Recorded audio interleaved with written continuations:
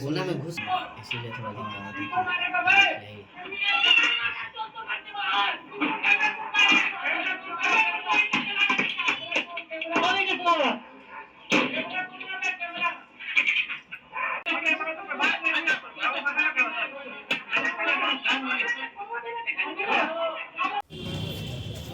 তৃণমূলের ওয়ার্ড প্রেসিডেন্টকে মারধর করার অভিযোগ উঠল প্রাক্তন তৃণমূল কাউন্সিলরের বিরুদ্ধে। তৃণমূলের গোষ্ঠী কোন্দল প্রকাশ্যে তৃণমূলের ওয়ার্ড প্রেসিডেন্টকে মারধর করার অভিযোগ উঠল প্রাক্তন তৃণমূল কাউন্সিলরের বিরুদ্ধে। মারধরের ভিডিও ভাইরাল সামাজিক মাধ্যমে। আসানসোলে কুলটির ঘটনা। জানা গেছে রবিবার আসানসোল পৌর নিগমের 65 নম্বর ওয়ার্ডের তৃণমূলের ওয়ার্ড প্রেসিডেন্ট মোহাম্মদ জমির কুরেশির বাড়ির সামনে রান্না করার কিছু বাসন রাখা ছিল, সেটা আক্তার হোসেনের নির্দেশে রাখা হয়েছিল বলে অভিযোগ ওঠে। এই ঘটনার প্রতিবাদ করে তৃণমূলের ওয়ার্ড প্রেসিডেন্ট মোহাম্মদ জমির কুরেশিকে প্রাক্তন তৃণমূল কাউন্সিলর আক্তার হোসেন মারধর করে বলে অভিযোগ। এই ঘটনায় এলাকায় উত্তেজনা ছড়ায়। খবর পেয়ে ঘটনাস্থলে কুলটি থানার বিশাল পুলিশ বাহিনী পৌঁছে পরিস্থিতি নিয়ন্ত্রণে আনে। এই ঘটনায় প্রাক্তন তৃণমূল কাউন্সিলর আক্তার হোসেনকে আটক করেছে পুলিশ। পশ্চিম বর্ধমান আসানসোল থেকে মদন দালালের রিপোর্ট, ডেইলি নিউজ কলকাতার। তো পরের পর কোনো না কোনো ঘটনাকে ক্রিয়েট করা হচ্ছে, আর করার পর যাচ্ছে কি থানা পুলিশ হেনা তেনা এইসব করা হচ্ছে, বুঝলেন তো।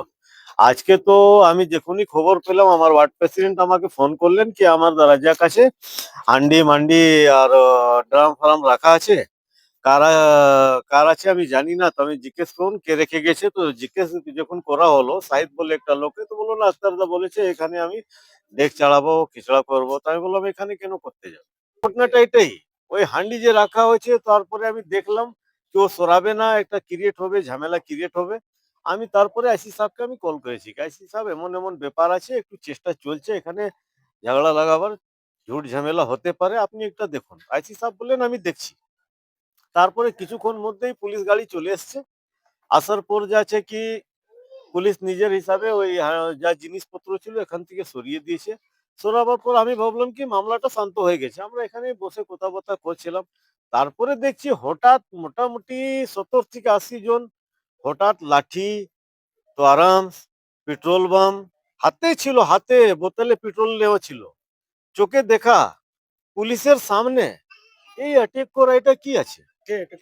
এই আক্তার হোসেন, তারপরে যা আছে কি ক্যাম, তারপরে ক্যামের ছেলে রাজা বলে আছে, ও ওয়াসিম, এমন অনেক ওদের সঙ্গে ছেলে ছিল। ঠিক আছে, আমি তো বাই নাম আমরা এফআইআর করবো কে কে ছিল।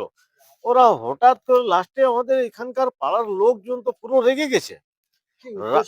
হ্যাঁ, উদ্দেশ্য হচ্ছে আক্তার হোসেনকে এই ওয়ার্ডে 30 বছরের রাজত্ব, বুঝলেন তো, একতরফা রাজত্ব, মানমানি করা, গুন্ডামি করা, ওটা আমি 2022 সালে শেষ করে দিয়েছি, বুঝলেন তো।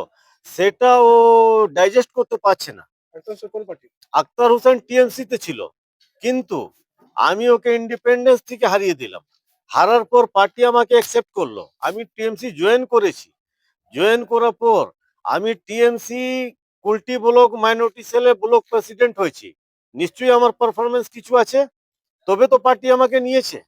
আজকে পার্টি আজকে এই থানাতে বসে বলছে কি দিদির সরকারকে উখড়ে ফেলে দেবো, ক্ষমতা আছে দিদি আমাদের মনে বসে আছে, বুঝলেন তো। এক আক্তার হোসেন না, 1 লাখ আক্তার হোসেন দিদি সরকারকে উখড়ে ফেলার ক্ষমতা নেই। আক্তার হোসেন তৃণমূল, কোন তৃণমূল করে আমি তো ভাবছি, আমি তো বুঝতেই পারছি না। তৃণমূল আমাদের দিদির সিদ্ধান্ত লোকের সঙ্গে থাকা, লোকের পাশে থাকা। ও তো লোককে ডিস্টার্ব করে রেখে দিয়েছে, হ্যারাস করছে। কার সঙ্গে ও থাকছে? ও পার্টিতে আছে না পার্টি ক্ষতি করার জন্য পার্টিতে আছে, এটা আমি বুঝতে পারছি না। আমি তো অভিযোগ জানাচ্ছি, আমি ইন রিটেন উচ্চ নেতৃত্বকে আমি পাঠাবো, এবারে উচ্চ নেতৃত্ব চিন্তা করবে। আর তারপরে আমাকে যেখানে যেখানে মেসেজ দেওয়া আছে উচ্চ নেতৃত্বকে আমি মেসেজ অলরেডি দিয়ে দিয়েছি। হ্যাঁ নিশ্চয়ই। আমি না, এফআইআর হচ্ছে, এফআইআর জামিল কোরাইশি করছেন, ওনার উপর অ্যাটাক হয়েছে, ওনার বাড়ির উপর অ্যাটাক হয়েছে, জামশেদ নাসরি বাড়ির উপর অ্যাটাক হয়েছে, আমার বাড়ির উপর অ্যাটাক হয়েছে, আজাদ খান উপর অ্যাটাক হয়েছে, তারপরে সিসিটিভি ফুটেজ আছে। তো উনি এফআইআর করতে যাচ্ছেন, কিন্তু আমি আমার উচ্চ নেতৃত্বকে ইন রিটার্ন জানাবো।